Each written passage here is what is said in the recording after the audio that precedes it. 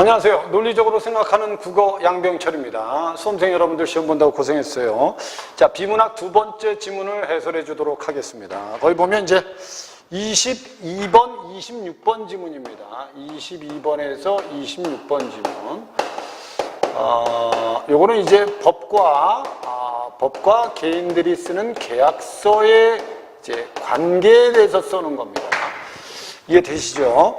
자, 일단 첫 번째 A부터 보겠습니다. 원래 선생님이 지난번에 요 앞부분에서 최한기의 인체론을 설명하면서 비문학의 공부 방법이라든지 독해 방법에 대해서 설명을 해줬습니다. 이 지문을 설명하면서도 다시 한번 반복을 해줄 테니까 여러분들 혹시 비문학이 약한 학생들은 선생님 얘기 잘 듣고 수능 때까지 준비를 잘해서 비문학이 약점이 안 되도록 만들면 됩니다. A에 보면 구체적인 얘기가 나옵니다. 사무실 방충망이 낡아서 파손되었다면 세입자와 사무실 빌려준 건물주 중 누가 고쳐야 할까요? 이 경우 민법전의 법조문에 의하면 임대인인 건물주가 수선할 의무를 집니다. 그러나 사무실을 빌릴 때 간단한 파손은 세입자가 스스로 해결하겠다는 계약서에 포함하는 경우도 있습니다. 이처럼 법률의 규정과 계약의 내용, 밑쪽으로 보세요. 가장 중요한 건 이거예요. 법률의 규정과 됐죠? 계약의 내용이 있다. 이게 중요하죠. 위에는 다 구체적 진술 아닙니까? 여기 이제 추상적 진술이니까 어긋날 때 어떤 것이 우선 적용되어야 하는가, 법적 불이익은 없는가 등의 문제가 발생할 수 있다. 그러니까 법률 규정과 계약의 내용이 됐죠? 어긋나면 알았죠? 어긋나면 여기에서 뭐가 발생할 수 있다? 문제가 발생할 수 있다. 여기서 구체적인 얘기, 이런 지문들은 사실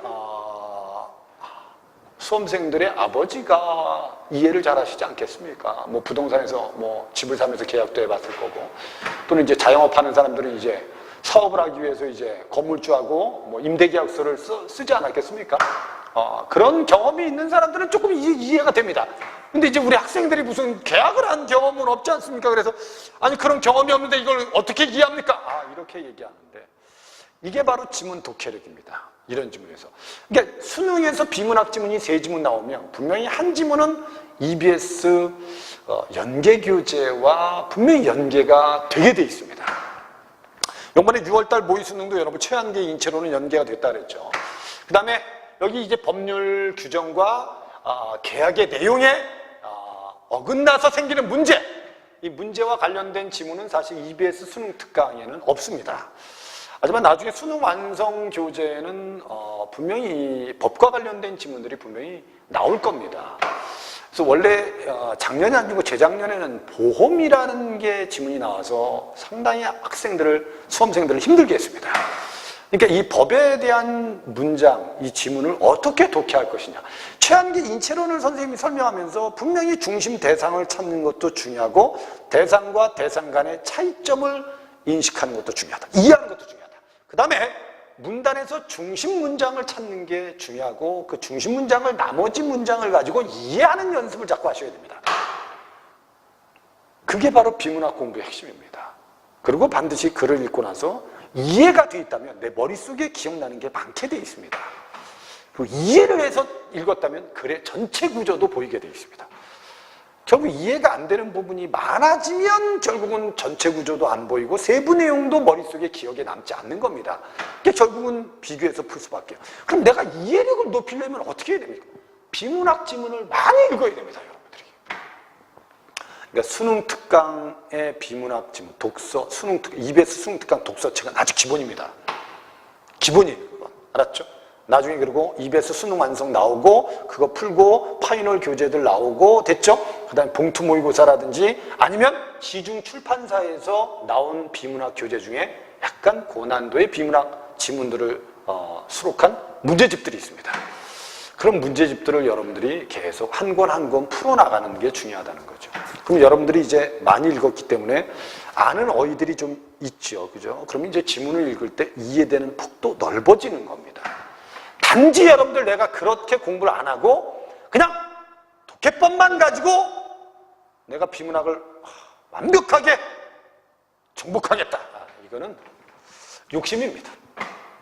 그러니까 지금부터 선생님하고 독해하면서 어떻게 읽어야 되는지를 한번 생각해 보세요. 알았죠? 그러니까 여기서 분명히 A에서는 앞에 분명히 세입자와 세입자, 그 다음에 또 하나 뭐가 나오죠? 건물주. 됐죠? 건물주. 이 두 사람이 계약을 합니다. 됐죠? 근데 건물에 파손이 생겼을 때 이 사람이 책임지는 건 법률적 규정에 있어요. 세입자가 책임지는 건 계약서 내용에 있다. 이 두 가지가 어긋나기 때문에 문제가 발생한다. 요거는 구체적 내용입니다. 구체적인 진술. 그러니까 이걸 머릿속에 기억하는 게 아니고 요걸 머릿속에 기억하는 게 중요한 겁니다. 됐죠? 그 다음에 두 번째 문단에 가면 두 번째 문단을 봅시다. 사법은 개인과 개인 사이의 재산, 가족관계 등에 적용되는 법으로서 이 법의 영역에서는 계약 자유의 원칙이 적용된다. 됐죠? 사법에서는 이게 있다. 계약 자유의 원칙이 있습니다. 됐죠? 이게 중요한 거죠. 계약의 구체적인 내용 결정 등은 당사자들이 하는 겁니다. 따라서 당사자들이 사법에 속하는 법률의 규정과 어긋나는 내용으로 계약을 체결한 경우에 계약 내용이 우선 적용됩니다. 이게 때문에 계약 내용이 우선 적용되는 겁니다. 계약 내용이. 됐죠? 이처럼 법률상으로 규정되어 있더라도 당사자가 자유롭게 계약한 내용을 정할 수 있는 법률 규정을 무슨 법규라고 한다? 이런 걸 우리는 임의 법규라고 한다. 됐죠? 자, 여기서부터 이제 대상을 찾아서 이제 밑에 지문 읽으면서 비교하는 능력이 중요하다. 됐죠? 사법은 원칙적으로 임의 법규이므로 사법으로 규정된 내용에 대해서 당사자들이 계약으로 달리 정하지 않았다면 원칙적으로는 법률 규정이 적용되면 됩니다. 그래서 위에서 본 임대인의 수선 의무 조항이 바로 이게 결국은 계약서에 없으면 결국은 누가 하는 게 맞고 건물주가 고치는 게 맞고 계약 내용에 있다면 계약 내용이 우선이니까 알았죠? 당연히 세입자가 고치는 게 맞다. 이게 바로 임의 규정이다. 법규다. 됐죠? 근데 두 번째 그러나 여기가 중요하죠. 여기서 이제 그러나 이렇게 이거 문제가 될 게 없잖아요. 여기 문제가 있다고 했는데 이건 문제가 될 게 없잖아요. 문제가 될 게. 그러니까 이거는 별로 그렇게 중요한 내용은 아니다. 여기서 설명하고자 하는 건 바로 이 문제인데 문제. 알았죠? 이 문제가 바로 여기서부터 등장하는 거예요. 여기서부터.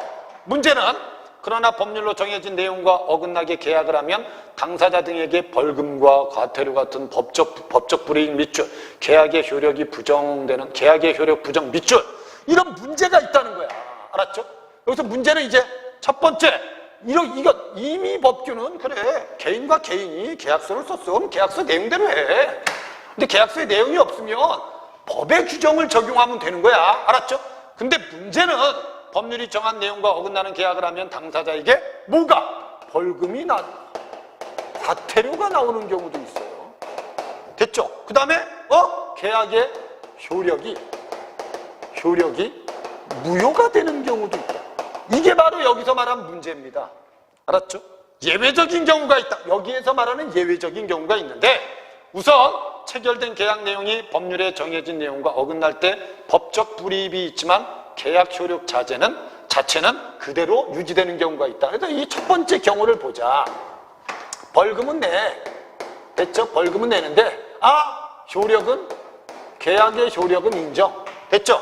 이런 걸 뭐라고 하냐? 그래서 밑에 이에 해당하는 법조문을 우리는 단속법규라고 한다. 오케이, 됐죠? 이 둘의 차이점은 이제 알겠죠, 이제? 이해됐습니까? 밑에 있는 거, 공인중개사가 자신의 소유한 부동산을 고객에게 직접 파는 것을 금지하는 건 법에 있어요. 이건 단속법규입니다. 따라서 이 규정을 위반하여 공인중개사와 고객이 체결한 매매 계약이 있어요. 됐죠? 공인중개사에게 벌금을 부과되지만 계약 자체는 유효해요. 이 경우 계약 내용에 따른 행동인 급부를 할 의무가 인정되어 공인중개사는 매물에 소유권을 넘겨주고 고객은 대금을 지급하는 게 소유권을 넘겨주고 대금을 지급하는 게 그게 바로 급부다. 급부라는 건 여러분들 계약에 쓴 대로 돈 주고 물건 받고 알았죠? 급부예요. 됐죠? 고객은 대금을 지급해야 하는 것이다. 여기 뭐 얘도 있잖아요. 얘도. 됐죠? 네 번째 문단은 근데 다른 경우가 또 하나 있다. 그게 뭐냐? 한편 체결된 계약 내용이 법률에 정해진 내용과 어긋날 때 법적 불이익이 있을 뿐만 아니라 체결된 계약에 이거는 이제 벌금도 내고 오케이? 효력도 없다. 계약서의 효력도 없다. 됐죠? 그 대표적인 게 뭐냐? 강행법규다. 이런 법규가 있다. 효력도 인정하지 않아서 급부 의무가 부정된다. 이에 해당하는 법조문은 강행법규다. 이 경우 계약 당사자들은 상대에게 급부를 하라고 요구할 수는 없다. 이미 급부를 이행했다면, 재산적 이익을 넘겨주었다면 그 이익은 부당한 이익이니까 당연히 부당이득 반환 청구권이 인정된다. 됐죠? 여기서는 그게 인정되는 거야. 부당이득 반환 청구권. 이미 돈을 지급했다면 돌려받을 수 있다. 됐죠? 왜? 벌금도 내고 계약도 무효고 이제 결국은 돌려받아야죠. 예를 들어 보겠습니다. 의사와 의사가 아닌 사람이 체결한 동업계약은 계약이 효력이 부정됩니다. 오케이? 그래서 거기 의사와 의사가 아닌 사람이 의료기관의 동업을 금지하는 법률 규정은 법규인데 따라서 의사와 의사가 아닌 사람이 체결한 동업계약은 계약의 효력이 부정된다. 다만 계약에 따라 이미 동업 자금을 건넸다면 돌려받으면 된다. 얘도 잘 돼 있네, 이 지문은. 됐죠? 그러나 밑에 강행법규에 의해서 계약의 효력이 부정되었을 때 부당이득 반환 청구권이 인정되지 않는 경우에, 그러니까 이것조차도 똑같은데 얘가 인정되지 않는 경우가 있다. 그 경우는 뭡니까? 급부의 내용이 위조, 집회, 제작처럼 비도덕적 밑줄, 반사회적 밑줄. 야, 비도덕적이고 반사회적이면 뭐니? 법을 어긴 거지 뭐야? 범죄를 저지른 거지. 비도덕적이고 반사회적인 행동이라면 계약의 효력이 인정되지 않을 뿐만 아니라 넘겨준 이익을 돌려받을 뭐도 없다? 권리도 없다. 비도덕적인 행동을 했다. 반사회적인 행동을 했다. 됐죠? 그럼 경찰에는 내가 넘겨준 돈을 돌려받을 수도 없다. 됐죠? 여기서 중요한 건 이제 비도덕적 반사회적이라면 반환 청구권은 인정되지 않는다. 이게 다예요. 그래서 국가가 개인 간의 계약에 개입하는 것은 국가안보나 사회질서 공공복리에서는 개입을 해야 되죠. 그러나 이 경우 계약의 자유를 제한하려면 필요한 만큼 최소한 제한하는 것이 바로 비례원칙이다. 그래서 마지막 5번째 문단은 결국 이걸 비례원칙을 설명하고 끝난 거예요. 근데 결국 국가가 법을 가지고 개인의 자유를 제한할 때는 최소한으로 제한해야 된다. 어떻게? 최소한으로 제한해야 된다. 이게 선생님 지금 지문 요약한 겁니다. 이게 선생님이 쓴 중심 내용들입니다. 여러분들이 이렇게 지문을 읽으면서 요약하는 연습을 많이 하셔야 됩니다. 그래야지 여러분들이 비문학 지문 읽을 때 중요한 단어를 내가 찾고 나머지 문장을 가지고 그 중요한 단어를 이해하는 능력이 생기는 겁니다. 오케이? 모두 다 기억하려고 하지 말고. 문제를 보겠습니다. 22번의 윗글에 대한 이해로 적절하지 않은 것. 이미 법규에 해당하는 법률 조항과 이에 어긋나는 계약 내용 가운데 계약 내용이 우선 적용되네. 이게 맞죠? 이게 바로 앞에서 얘기한 뭐죠? 사법과 계약 자유의 원칙이다. 됐어요. 이미 법규가 단속 법규에 비해서 계약 자유의 원칙이 더 맞네. 그죠? 단속 법규로 국가가 개인 간의 계약에 개입할 때는 비례 원칙이 적용되죠. 최대한 제한은, 자유의 제한은 최소화해야 돼. 최소화. 그러니까 여기서 분명히 단속 법규라고, 단속 법규예요. 알았죠? 이제 결국 벌금은 부과하지만 계약서의 효력을 인정한다는 건 비례 원칙을 따른 겁니다. 이해됐죠? 이건 개인 간의 계약을 인정한다는 것 자체가 개입을 최소화한 겁니다. 3번이 답이죠. 단속 법규로 인해서 입법 목적을 달성할 수 있는 계약에 대해 강행법규로 국가가 개입하는 것은 정대. 맞죠? 아니, 이걸로 충분히 할 수 있는데 국가가 이렇게 하는 건 너무 많은 개입이죠. 부당한 겁니다. 강행법규를 위반한 계약일 때 급부의 내용에 따라서 부당 이득 반환 청구권이 인정력 맞잖아요. 급부의 내용에 따라서 급부가 비도덕적이고 반사회적이면 이거 할 수 없지만 그렇지 않으면 반환 청구권을 인정한다. 답은 3번이다. 밑에 23번 문제 A만 봐. 이것만 보고 이것만 보고 풀면 돼. 이건 윗글을 참고할 때 A에 제시된 물음에 대한 답 맞는 것을 보기에서 고른다면 계약서에 방충망 수선에 관한 내용이 없으면 건물자가 수선 의무를 지지요. 이건 법이 먼저 적용된 겁니다. 수선 의무를 제약에 포함하지 않은 것에 대한 법적 불이익은 누구에게도 없습니다. 알았죠? 이해됐습니까? 수선 의무를 계약에 포함하지 않은 것에 대해서 법적 불이익은 없어요. 결국 계약서에 있으면 세입자가 고치면 되고 계약서에 없으면 주인이 고치면 됩니다. 니은, 기억은 맞는 말이에요. 니은, 계약서에 방충망 수선에 관한 내용이 없으면 세입자가 수선 의무를 지지 않죠. 니은은 아웃. 지금 계약서에 세입자가 방충망을 수선한다는 내용이 있으면 세입자가 수선해야죠. 법률 내용과 다르게 계약한 것에 대한 법적 불이익은 누구에게도 없습니다. 이해됐습니까? 그냥 계약대로 하면 되는 겁니다. 법의 규정보다 계약이 우선입니다. 기억하고 디귿이네. 답은 2번이네. 리을에 계약서에 세입자가 방충망을 수선하는 내용이 있으면 세입자가 수선하는 의무를 지는 건 맞아요. 근데 뒤에 있는 거 건물주는 법률 내용과 다르게 계약한 것에 대해서 법적 불이익을 받지 않습니다. 이거. 이해됐죠? 뒤에 있는 게 잘못된 겁니다. 24번 문제. 기업과 니은의 공통점은 뭡니까? 기업과 니은입니다. 기업이 뭐죠? 기업이 뭡니까? 이 규정을 위반하여 공인중개사와 고객이 체결한 매매 계약은 어디에 해당하는 겁니까? 요거죠. 단속법규입니다. 요거에 해당하는 거예요. 그죠? 기업. 그 다음에 니은은 의사와 의사, 이건 강행법규예요. 그죠? 요 두 가지를 비교하는 겁니다. 그럼 여기는 분명히 벌금 받아야 안 받아. 둘 다 받네. 근데 이건 다르네. 그럼 공통점이 얘네. 알았죠?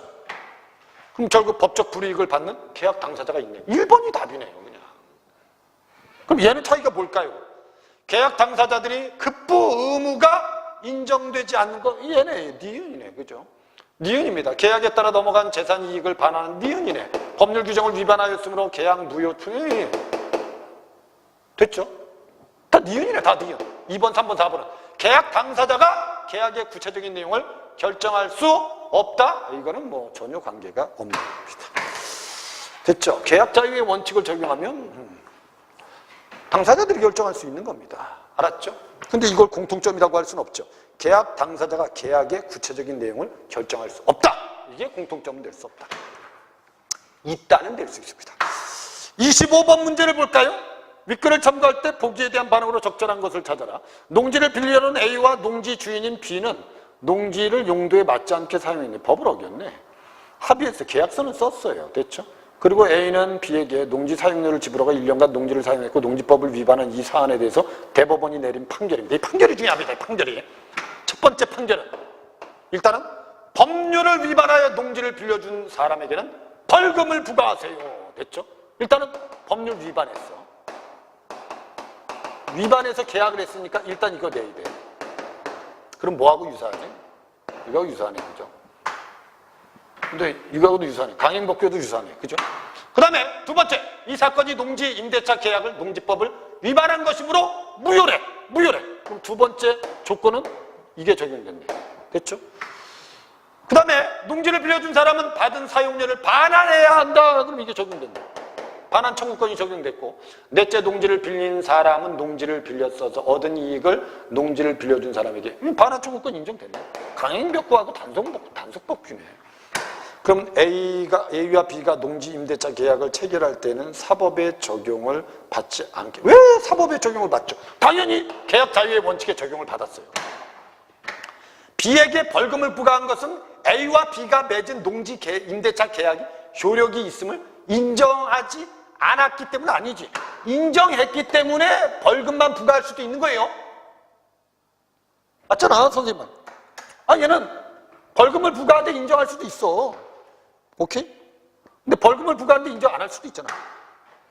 이게 됐지? 이 말은 B에게 벌금을 부과한 것은 A와 B가 맺은 농지 임대차 계약이 효력이 있음을 인정하지 않았기 때문에, 인정했기 때문에 B에게는 벌금만.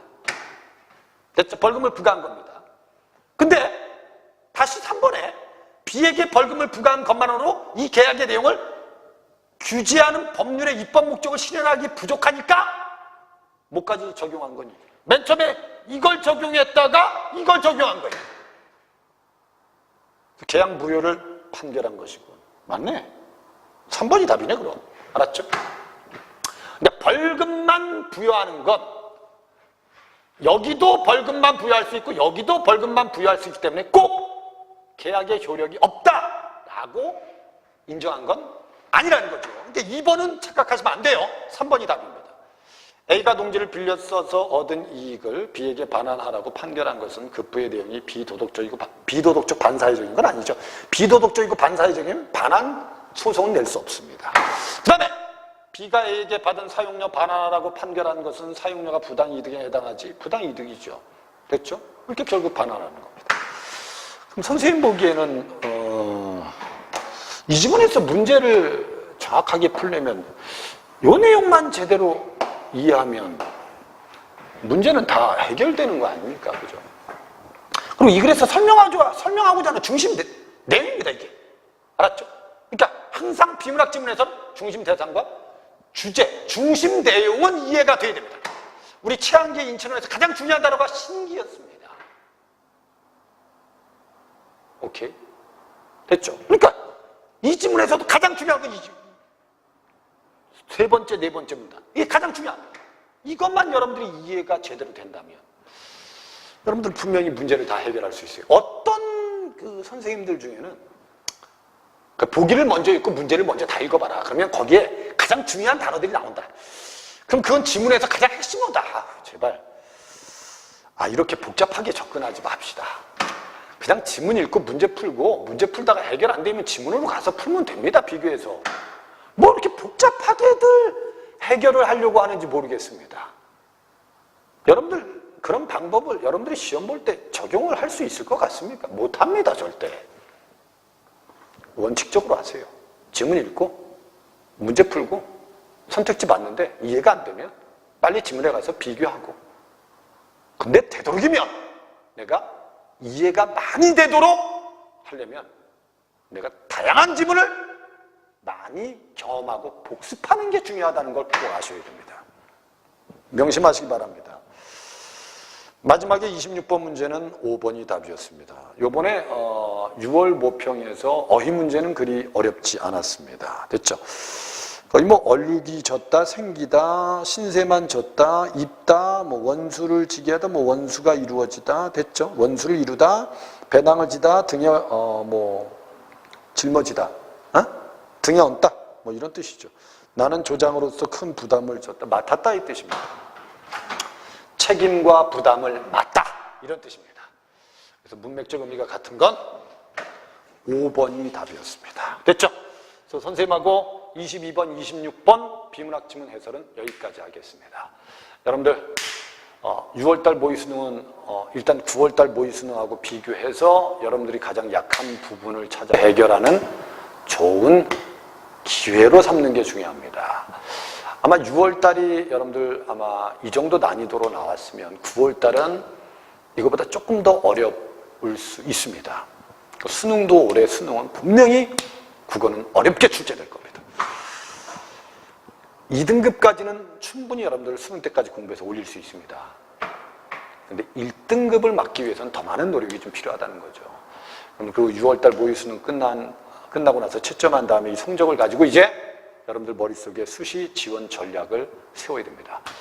선생님이 6월 11일 날 학원에서 수시 지원 전략 설명회를 합니다. 여러분들 중에 혹시 이 동영상을 보는 학생 중에 시간이 되면 일산의 백마 위너스 학원 월요일 저녁 6월 11일 저녁 7시에 오면 설명회를 들을 수 있습니다. 선생님이 설명회를 하다 보면 주로 부모님들이 오시는데 부모님들 중에는 요즘 입시에 대해서 정말 많이 알고 계신 분들이 있어요. 그래서 부모님들이 입시를 많이 알고 있기 때문에 훨씬 더 현명한 선택을 하는 경우도 많습니다. 학생들은 근데 사실 입시에 대해서 많이 모르거든요. 선생님은 제발 부탁하는 건 학생들이 좀 수시라든지 정시에 대해서 좀 정확하게 알았으면 좋겠다. 그래서 선생님이 수업 시간에 많이 얘기를 합니다.